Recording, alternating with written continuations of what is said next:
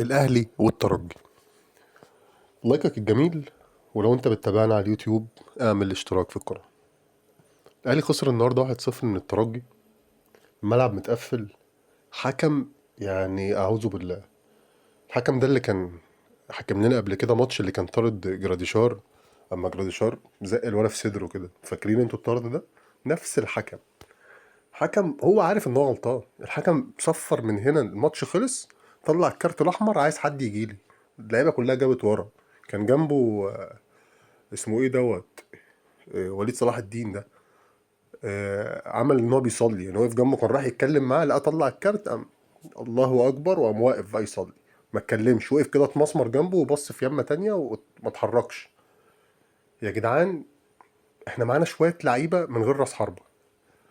تريزيجيه الكرة بتيجي في رجله بتتقل بطريقة، يعني ما تنجز يا عم، انجز، الماتش سريع، الماتش راح جاي، الفرقة بتهاجمك وانت بتعمل عليها مرتدات حلوة قوي.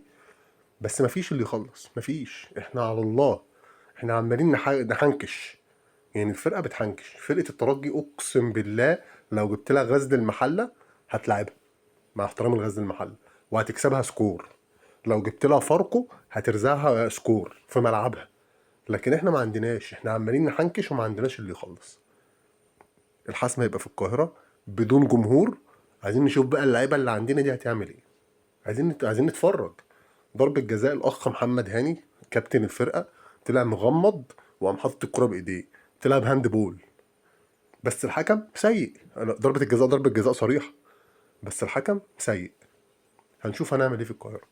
سلام.